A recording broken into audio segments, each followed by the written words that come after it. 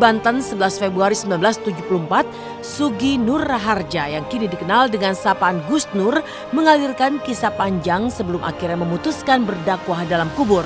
Sempat hijrah ke Bantul, daerah asal ibunya saat usianya 2 tahun, Gus Nur kemudian pindah ke Bangil, Pasuruan dan menjadi pengasuh pondok pesantren di Probolinggo.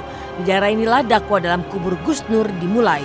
Lalu benarkah sebelum menjadi mubalik, Gus Nur yang kini tinggal di Palu dulu pernah menjadi pemain debus dan pernah mencopet? Saya berangkat dari keluarga besar pendekar dan debus. Saya mantan seniman debus. Dulu debus saya buat mencari nafkah. Dari tahun 2002 saya pakai hijrah untuk berdakwah. Mantan copet tidak. Saya bukan. Oh, mungkin ada ya, kan kita bikin kultum beberapa hari yang lalu di YouTube bahwa saya mantan tukang copet. Tidak. Maksudnya bukan berprofesi sebagai copet ya. Kenakalan remaja lah, kenakalan anak kecil, kepepet, kelaparan waktu itu kan dalam pengembaraannya, terus kemudian ya mencopet dalam proses mencari jati diri, mencopet, terus ketangkap, kemudian tidak dipukul, tidak diajak. Kenapa kok mencuri? Lapar om, ya udah akhirnya dikasih makan. Sempat berada pada masa-masa kelam, peristiwa kematian sang ayah pada akhirnya menjadi titik balik dari perjalanan hidup dan perjalanan spiritual Gus Nur menemukan hidayah dan berhijrah. Perlahan kehidupan masa lalunya yang jauh dari nilai-nilai keagamaan mulai ia tinggalkan. Perlahan ia pun mulai mendalami ilmu agama dan pengalaman masa lalunya sebagai pemain debus yang kerap dikubur hidup-hidup oleh sang ayah. Akhirnya ia pilih sebagai metode dakwahnya saat ini. Nah begitu abah wafat, tak modifikasi, ya, tak jadikan ini sebagai media dakwah. Dulu jadi media cari nafkah, sekarang jadi media dakwah. Enggak menganiaya, enak. Enak di dalam kubur itu enak. Sudah makomku, jadi awakmu ojo ngomong, sesuaikan dengan makommu. Ya, sampai sekarang dari tahun 2002 sampai sekarang kita lakukan dakwah dalam kubur. Ya paling dalam setahun kita 5 kali lah dalam setahun itu. Kita tapi lebih sering kita ini dakwah podium, dakwah mimbar, masih kajian-kajian di masjid seperti itu. Ya sampai sekarang kita masih lakukan dakwah dalam kubur. Memilih jalan yang tak biasa dan cenderung ekstrim dalam memberikan tausiah memang melahirkan berbagai pandangan di masyarakat. Selain dinilai sesat, langkah Gus Nur yang melakukan dakwah dalam kubur dinilai hanya sebuah sensasi untuk mencari popularitas. Lalu apa kata Gus Nur terkait semua itu? Pro kontra, mau diapakan pro kontra? Pemirsa Silet, dimanapun Anda berada, siapapun Anda mau jadi apa? Anda mau jadi pohon yang tinggi, resikonya dihantam angin besar. Anda mau jadi rumput yang rendah, resikonya diinjak-injak orang. Anda mau jadi orang alim sealim-alimnya, baik sebaik-baiknya, pasti akan tetap ada yang kontra dengan dirimu, menyudutkan dirimu, berburu sangka kepada dirimu, walaupun Anda sebaik apapun diri Anda. Ya sakarepmu res, bahkan ngomong sensasi, bahkan ngomong gendeng Gus Nur edan, Gus Nur gendeng, Gus Nur sensasi, ya sakarepmu. Mulai aku nuruti awakmu gak dakwah-dakwah kok. Apapun dimensi dakwahnya, Anda harus loading. Mana yang baik, mana yang tidak baik, mana yang bermanfaat, mana yang tidak manfaat. Itu ada loading, Anda pilah. Jadi jangan terus negative thinking, sesat, jelek, buruk, tidak diajarkan Rasulullah, begini bla bla bla bla bla. Tidak begitu cara menyikapi ilmu itu. Ya nggak apa-apa, memang harus ada orang yang beropini seperti itu. Insya Allah pemirsa Silet, ini bukan sensasi, ini ibadah, ini dakwah, ini ibadah, ini menjalani takdir Allah. Sedang mengajarkan bahwa pentingnya kita mengingat akan kematian. Nabi Muhammad pernah ditanya siapakah yang paling cerdas? Yang paling cerdas adalah orang yang mengingat akan kematian.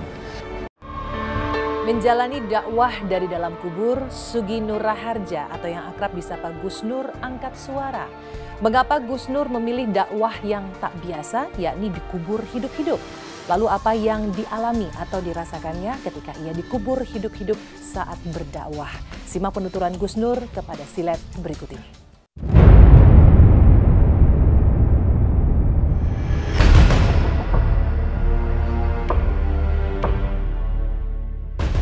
Inilah fenomena dakwah dalam kubur yang dilakoni Gus Nur atau Sugi Nur Raharja sejak beberapa tahun silam. Setelah dikafani lalu digotong dengan keranda, tubuh Gus Nur kemudian dikubur hidup-hidup. Suasana mencekam dan terkesan horor itu pun mewarnai proses dakwah Gus Nur yang tak lazim itu. Selama kurang lebih 1 jam, Gus Nur memberikan tausiah kepada jemaah yang hadir berdiri atau duduk mengelilingi tempat Gus Nur dikubur. Lalu apa yang sebenarnya dirasakan Gus Nur ketika ia dikubur hidup-hidup? Assalamualaikum warahmatullahi wabarakatuh, pemirsa Silet dimanapun berada. Yang saya rasakan dari dalam kubur, Masya Allah, tentu panas, pengap, gelap, berat, sesak, kram, dan lain-lain. Ya, jadi kan itu memang tidak ada ventilasi satu lubang jarum pun. Jadi betul-betul total dikubur hidup-hidup. Mulai panas, gelisah, resah, apa mana ya, sudah campur aduk sudah. Mic yang dipakai Adran tadi ditinggal di situ, terus diuruk tanah, bruk suara tanah yang membentur kayu sirap itu. Ya sudah, disitulah saya sampai pada satu titik, ya sudah, bismillah, sudah tidak punya pilihan lain. Ngeri, takut, mencekam, jadi gelap gitu kan, sumuk, macam-macam campur aduk. Meski merasakan tubuhnya kram dan sesak saat dikubur hidup-hidup, Gus Nur nyatanya tak kapok. Ia bahkan terus melakoni dakwah dalam kubur hingga saat ini. Lantas apa yang membuat Gus Nur akhirnya memilih gaya berdakwah yang tak lazim? Benarkah semua itu untuk menarik perhatian para jemaah agar datang dan mendengarkan tausiahnya? Dakwah kubur ini saya lakukan dari tahun 2002 sampai sekarang. Ya, tapi itulah hukum alam. Orang pasti akan menganggap ini sensasi. Wallahu alam, saya terima. Tapi ini bukan sensasi, ini mengeksplor jiwa. Kan setiap manusia diciptakan sama Allah itu lengkap dengan jiwa khalifahnya. Ya nggak apa-apa, memang harus ada orang yang beropini seperti itu, insya Allah. Dakwah itu mengajak orang kepada jalan kebaikan, mencegah orang kepada jalan kemungkaran. Dan banyak cara seseorang untuk bisa melakukan dakwah. Mungkin yang dilakukan oleh saudara kita Gus Nur ini dengan cara seperti itu. Walaupun itu tidak dilakukan oleh Rasulullah SAW, selama itu tidak mengandung kemusyrikan, karena memang dia dikasih kelebihan oleh Allah, bisa berdakwah dengan dikubur seperti itu dah yang diberikan kelebihannya. Mungkin dengan maksud dan tujuan agar dakwahnya untuk mengingatkan orang kepada kematian itu lebih mengena dengan dialami apa yang dialami langsung di alam kubur. Tak hanya harus merasakan tubuhnya yang kram dan sesak nafas karena dikubur hidup-hidup, Gus Nur juga mengaku kerap tersengat aliran listrik dari mic yang ia gunakan berceramah dari dalam kubur. Ya Allah, Allah, Allah, Allah, Allah, Allah, Allah, Allah, Allah, Allah, Allah. Jadi izinkan saya, calon mayat ini, malam ini gak akan bahas apa-apa. Malam ini gak akan gurui Anda semuanya. Malam ini gak akan ngomong hadis, gak akan ngomong-ngomong ayat. Tapi malam ini, ayo kabeh tak ajak bareng muhasabah, ngitung umur. Saya jelaskan kronologinya secara singkat insya Allah ya. Jadi begini, saya dikafani 3 lapis kain kafan, diikat seperti mayat begitu, kemudian dinaikkan ke keranda dari podium, kemudian diusung menuju liang lahat yang sudah disiapkan, bisa 5 meter, bisa 10 meter, diusung.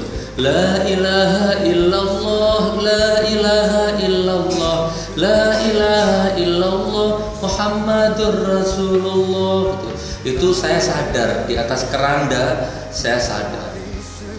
Ya, shock terapi. Terus kemudian la ilaha illallah dibawa ke liang lahat, kemudian dimasukkan ke liang lahat, dihadapkan ke kiblat, dimiringkan ke kiblat, baru diadani Allahu Akbar, Allahu Akbar. Nah, baru ditutup dengan kayu-kayu sirap sebagaimana orang meninggal. Setelah itu baru diuruk tanah total, baru ditancapin batu nisan, maka dimulailah ceramahnya. Ya, kalau kesetrum bibir sih sering kan, kadang-kadang ada mic itu kalau nyentuh bibir yang basah kan memang kesetrum. Ya sering kalau bibir ini kesetrum.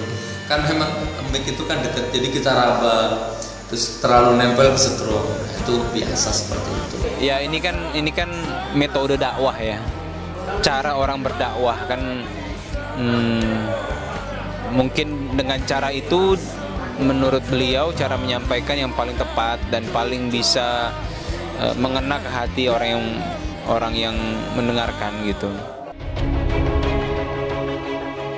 Lantas siapa sebenarnya sosok Gus Nur Mubalik yang mengusung dakwah dalam kubur itu? Benarkah Gus Nur dulunya adalah pemain debus dan pernah mencopet? Apa kata Gus Nur ketika melihat langkahnya dakwah dalam kubur dianggap sesat hingga dinilai mencari popularitas?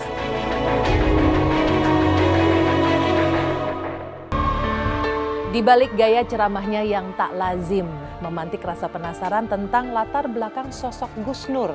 Benarkah sebelum berhijrah menjadi pendakwah, Gus Nur adalah pemain debus? Lalu apa kata Gus Nur tentang nada-nada miring publik terkait gaya ceramahnya yang memilih berdakwah dari dalam kubur?